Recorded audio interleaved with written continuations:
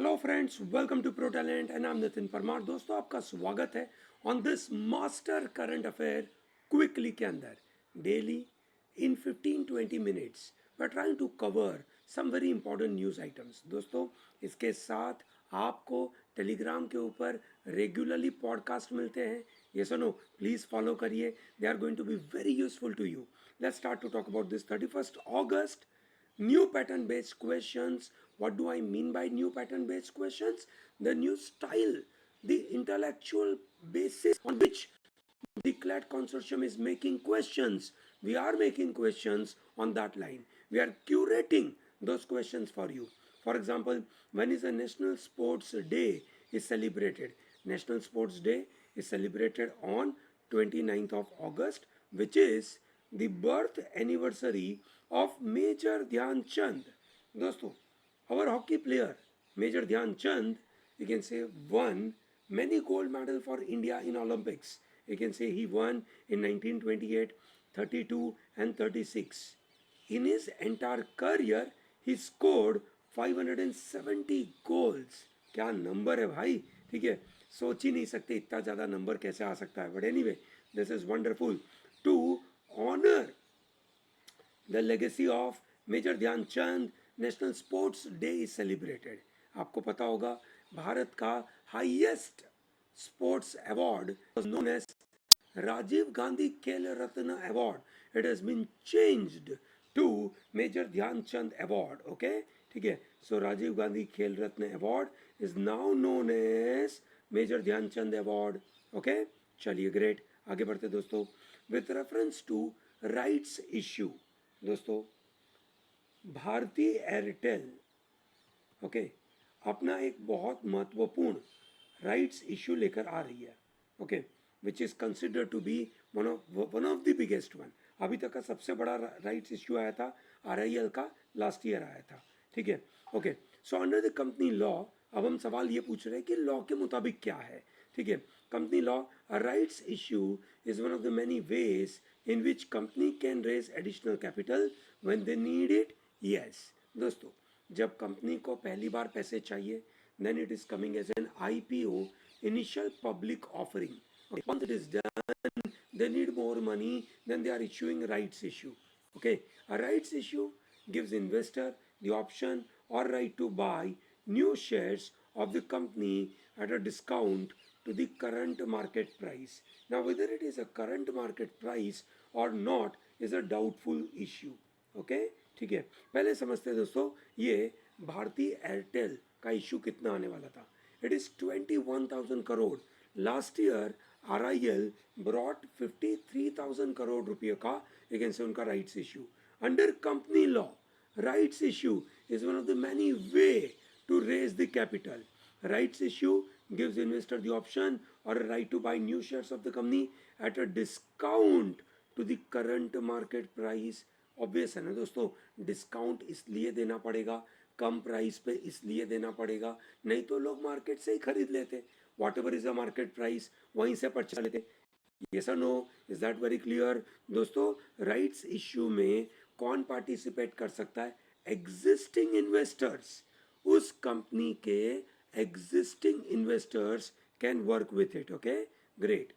Which are the following country slashed the amount of time players under the age of 18 can spend on online games to an hour of gameplays on Fridays, weekends and holidays in response to growing concern over gaming addiction.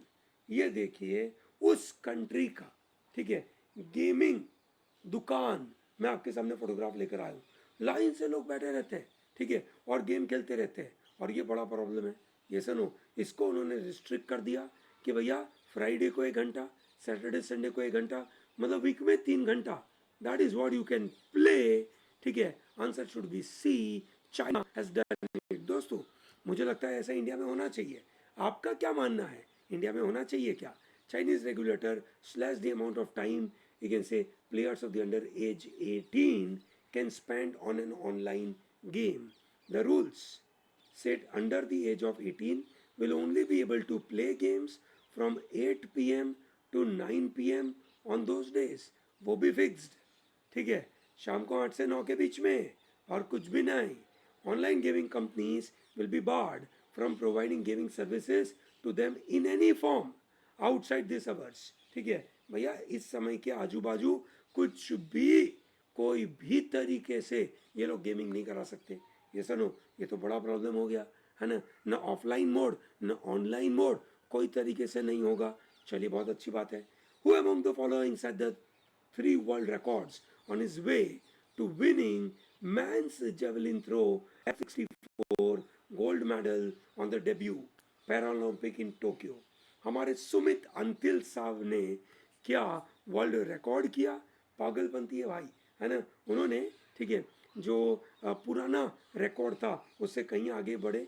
68.55 meter in fifth attempt, that is a world record, he got it. Okay, उसके साथ India की Avani Lekhara 19-year-old para shooter, ठीक है, has made history by winning the gold. Para shooter gold, और यहाँ पे वापस javelin throw में gold. Recently Buddhadev Guha, he passed away. He was famous for what? He was a famous writer. ठीक है, मोदी साहब ने स्पेशल ट्वीट किया था. बुद्धा साहब गुहा's writing were multifaceted and displayed great sensitivity to the environment. ठीक है, his works were enjoyed by many generations. ठीक है, particularly among youngsters. His passing away is a big loss to the literary world. That is what he's saying. Who was, you can say, Bhavina Ben Patel. Bhavina Patel.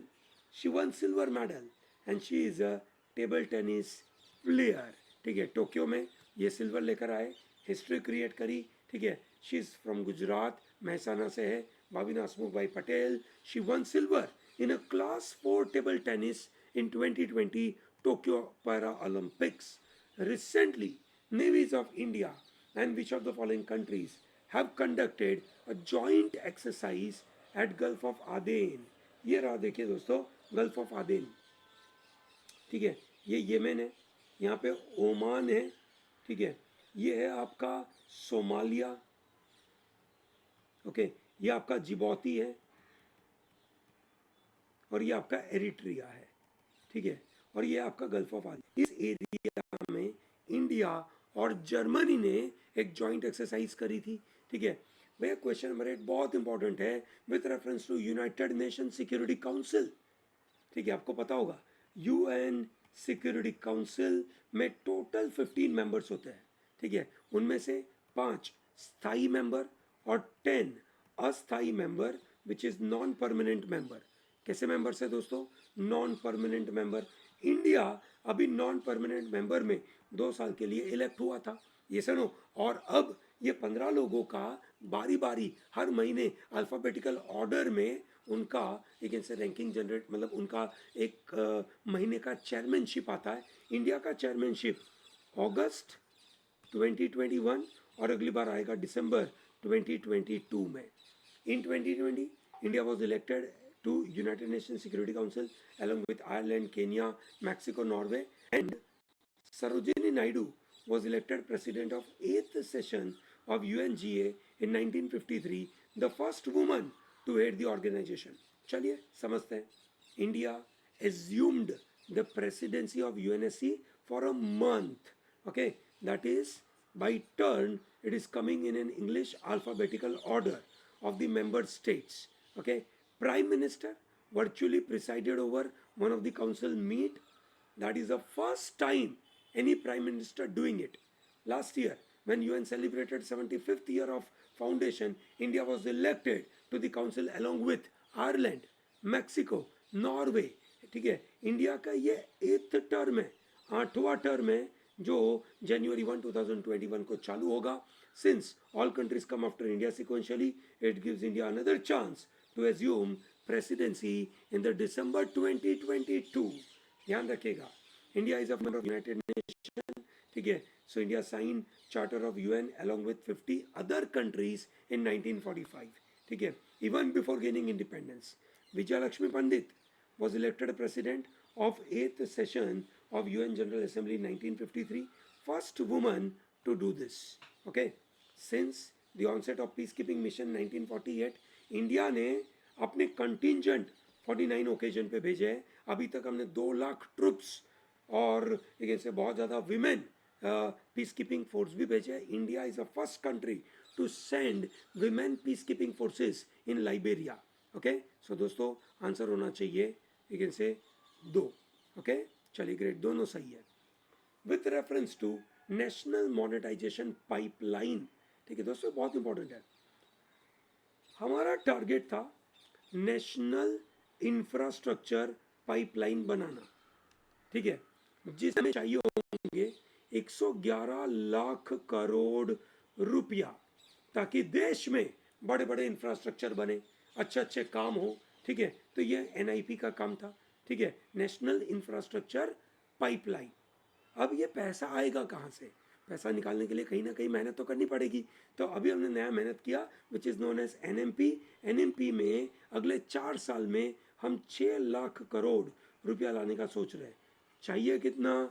111 lakh crore अगले कुछ सालों में लेकर आएंगे। देखिए दोस्तों कैसे लेकर आएंगे।